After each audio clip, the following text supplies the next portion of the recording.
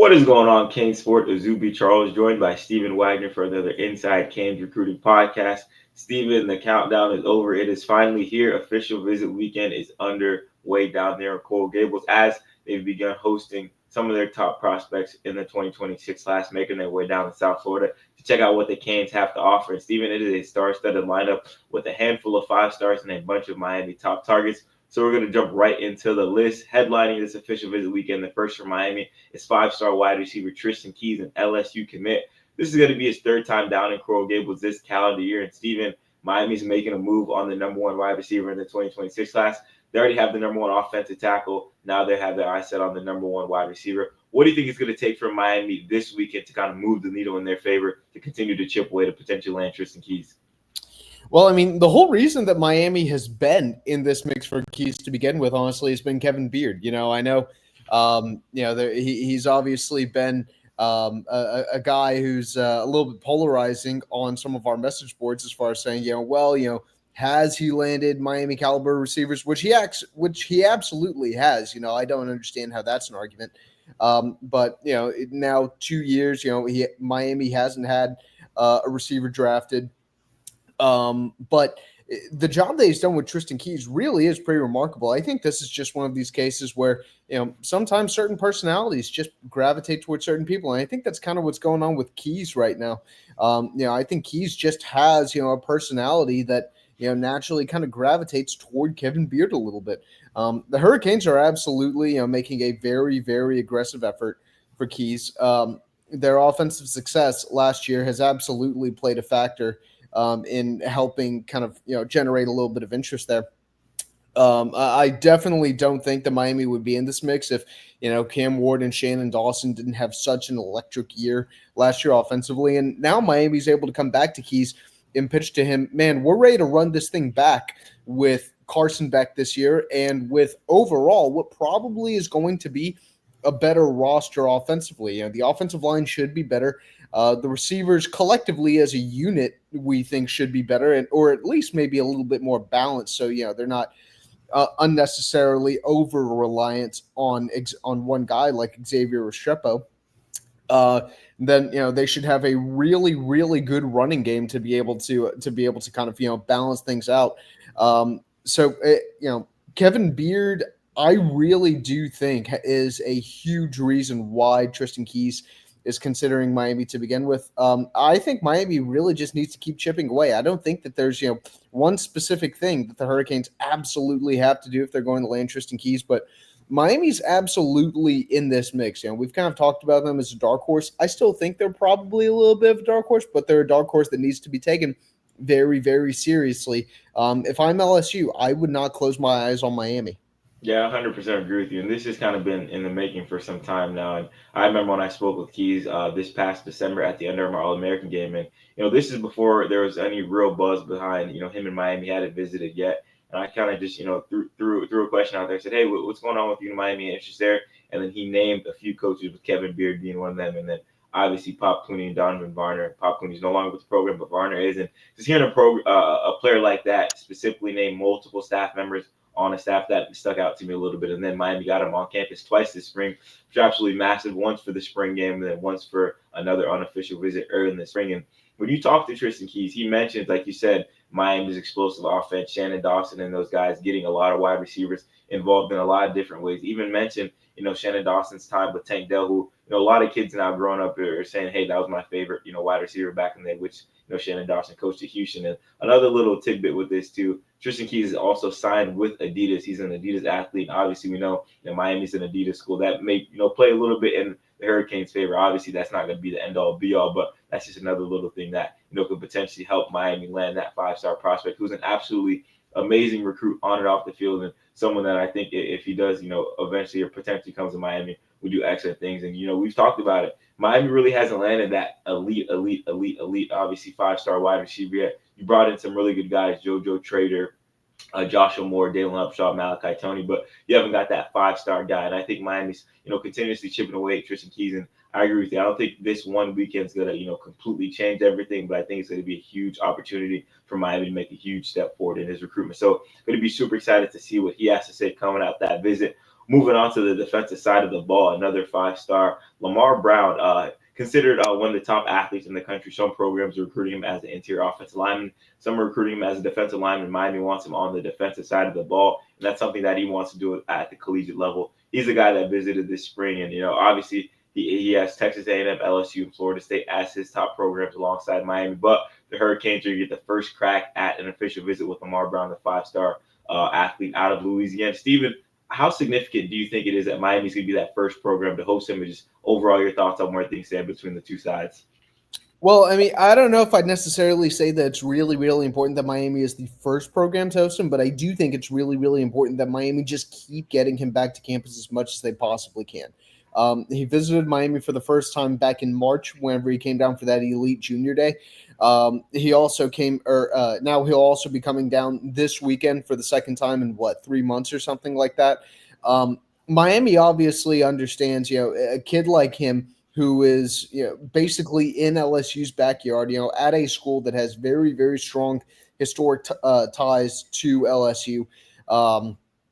There's been an RPM on him to go to LSU for I think like a year or something like that. Now there have been RPMs on him to end up at LSU for a very, very long time.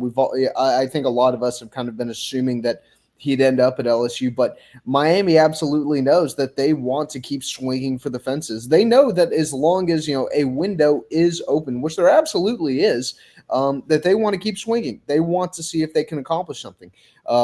Lamar Brown has absolutely left a little bit of a door open for Miami to try to sneak into the mix, to potentially maybe shock some people. He's another player that I think Miami's probably a little bit of a dark horse for, although I think he's probably more of a dark horse because so many of us have just expected him to end up at LSU for such a long time. Yeah, I think it's going to be a tough pull to pull him out of the boot. But hey, Miami's shooting their shot with Lamar Brown, and like you said, just getting him back on campus is absolutely massive. And like I said, with Keys, excited to see what he says coming out that visit, and kind of where things stand with him after he spends time in Coral Gables. Another top defensive line prospect that Miami's going to host their third and final 5-star, Anthony Tank Jones, the number 19 overall prospect and the number 3 edge. He visited Miami last fall for a game, but we didn't have the chance to speak with him due to some things out of our control. But hey, he's going to be down there in Coral Gables for an official visit. And Steven, you've had the chance to kind of get a little bit more insight on this recruitment. Just heading into that visit, where do you think Miami stands with Anthony Jones, and kind of what's he thinking about the Canes too? So right now, Alabama and Auburn are the two schools that are making the most aggressive pushes for him. He's from the state of Alabama, and so obviously Alabama and Auburn are doing everything they possibly can to keep him home. Right now, if you had to ask me where I think he'll end up, I'd say it would probably be somewhere in the state of Alabama.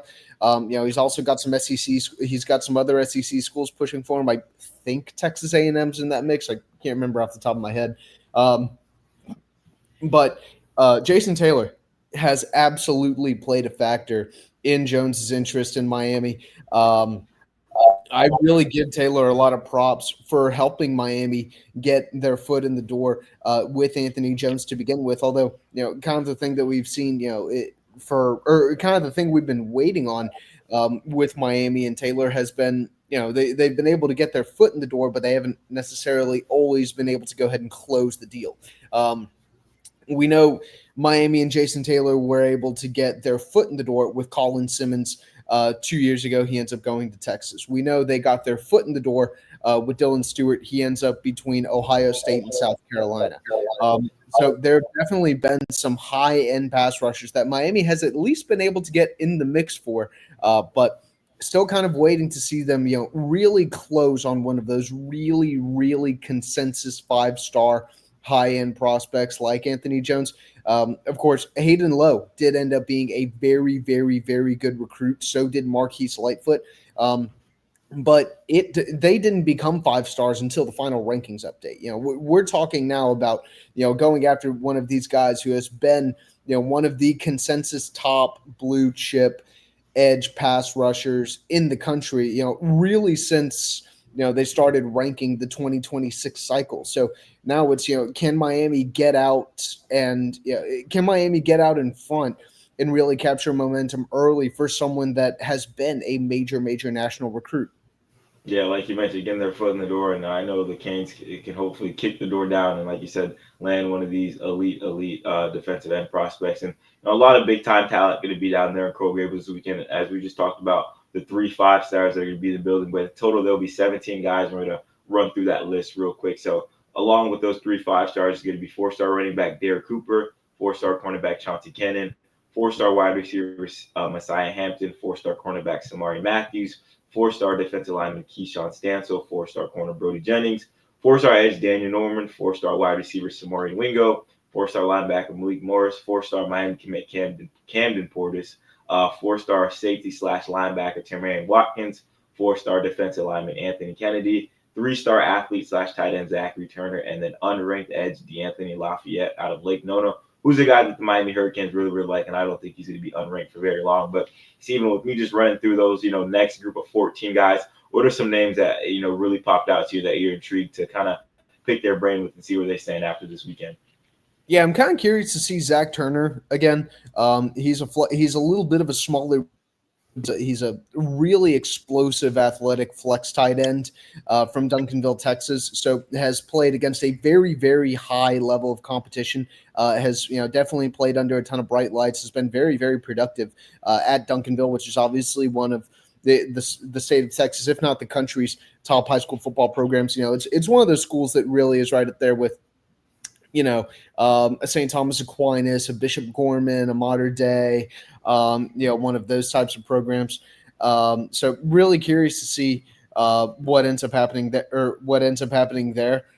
Because we do think he's a prospect who could potentially end up in Coral Gables. Really curious to see Tamarian Watkins. This is going to be our first time seeing him in person. This is going to be his first time visiting Miami. Listed as a safety, but being recruited by Miami at linebacker. And then Daniel Norman, I know we've been hyping him up a lot. You pointed out, he really does look like Micah Parsons. He is a grown man at like 16, 17 years old. I think he's only going to keep getting bigger and faster and stronger. I'm a really big fan of his, and I really want to buy stock early. We were really hyping him up really as soon as On3 made him a 4-star. So we're keeping very, very close tabs on him. Those are going to be a couple guys that, I'm going to be kind of keeping an eye on. And then obviously some of the higher end talents, Chauncey Cannon and Derek Cooper. I want to see if Miami can emerge as the clear front runner for these guys. Chauncey Cannon, I've kind of flip-flop back and forth on whether or not I think he'll end up at Miami or not. Right now, I kind of lean away from it. Derek Cooper, on the other hand, we've probably leaned toward him landing at Miami for a while. Obviously, that's not a given, but we do think Miami's going to find a way to make that happen. Yeah, excited to see where things stand with those guys, and some guys I want to point out too. One that it's kind of not a late bloomer, but another guy that's reemerged on Miami's radar, Samari Matthews. He was another kid that I spoke with at that December Under Armour All American game, and I said, hey, obviously you visited Miami last spring, not this past spring, but last spring on the old defensive staff, and how's that relationship with them? He said, oh, it's kind of fallen off. Miami was not in his top 12, and then boom, he locks in that OB with Miami. Now this new staff seems to have made some ground in his recruitment, and it's a great sign to see him come back to Miami. Like I mentioned, he visited last spring but hasn't been back since. So Canes are going to get him back for an official visit. I'm really curious to see what kind of happened in these last few weeks for Miami to reemerge as one of his top schools. I believe he bumped off Clemson for this weekend. Don't quote me on that, but I know he bumped off a Power 4 program for this Miami official visit. And also the two wide receivers, Messiah Hampton and Samari Wingo. Obviously, the Canes don't have a wide receiver committed just yet. And obviously, Tristan Keys kind of leads that group. But Samari Wingo has been a guy that Miami staff has been very, very, very high on for, close to 2 years now. And he's a guy that, I really like as well, too. And then Messiah Hampton, a guy from New York, Coach Kevin Beard, and those guys are really high on him. So excited to see kind of where things stand with them as well, too. And Steven, you mentioned a linebacker prospect that Miami's recruiting, Tamarian Watkins. He's one of the hybrid guys, but there's been a few other movements on Miami's linebacker board. So just kind of inform the people where things stand with that as new guys emerge, and some guys kind of fall off Miami's radar as well. Yeah, Watkins is a guy that we're definitely going to be keeping an eye on. Miami really likes him. He's a really smart, athletic player, big build. So he's 6'4", 200 pounds, listed as a safety, probably projects better as a linebacker. We know Miami's recruiting him as the linebacker. Corey Heatherman's been pretty involved there. Mario Cristobal has been pretty involved too. So we'll kind of see, where things go from there. But then, a couple other linebackers that are hopping onto Miami's board who aren't going to be visiting this weekend, but I do think are going to be names to know. Justin Edwards from Orlando Edgewater. Right now, he's just kind of a middle tier 3-star recruit, but shows a lot of traits that Miami definitely finds interesting. I know Corey Heatherman is absolutely intrigued by him, and got to his spring game. I think it was either last week or the week before last, but he definitely finds him interesting and is going to keep monitoring him and get him down for an official visit on June 13th. Then on the other side, you've also got DQ Forkpa from IMG Academy. He's kind of a high 3-star, low 4-star linebacker, depending on the service that you look at. You look at him in the On3 industry ranking. I think right now he's a low 4-star. But he's been another recruit whose stock has really, really climbed a lot. Miami finally pulled the trigger on him Wednesday night. He's now going to take an official visit to Miami June 20th, although right now Florida is viewed as the team to beat. Yeah, he was one of those guys that was on campus with kind of the IMG group, but like you said, didn't have the offer yet. And interesting to see that Miami pulling the trigger on him right now, them locking in that official visit so quick. And that's been the case, for a few guys this spring. And, we're excited to see, more guys continue to lock in those OVs and kind of, really see how these next few weeks play out and just how massive it's going to be. And obviously, like we said, Miami has a ton of talent coming down there in Coral Gables and a ton of guys that are hoping to add to that 2026 class. And I know, Steven, we've talked about this at length a few times. This is the time where Miami is going to land some big-time commitments in that 2026 class. So just final thoughts. Obviously, we have, we're going to have you covered throughout this weekend. Apologies about the dogs. We're going to have you covered this weekend throughout. So just closing thoughts about official visits as we head into the first OV weekend of the summer. Yeah, this is as solid an OV list as I can remember for one specific weekend since I've been here. I mean, 3 5-star recruits, a boatload of 4-star recruits. Really only 2 guys who aren't bona fide blue chip prospects who are going to be visiting this weekend. D'Anthony Lafayette, who has been a really big stock up recruit over the last 2-3 months or so, ever since we've got through spring ball. And then Zachary Turner, who, I think is one of the more explosive athletes who will be visiting this weekend, even if he is a little bit more raw. These are the type of recruiting weekends that, Miami fans expected the Hurricanes to have with someone like Mario Cristobal coming to Coral Gables. But I think now the big question is, okay, well, Miami's getting these guys on campus, but can they close? We've seen, we've seen Miami have instances where they did close and they closed really, really well. Like in 2023 and in 2024. Last year, they did not close. So this year, the big question is, okay, can they get back to being the Miami that, we knew and that we saw and that we expected from Mario Cristobal?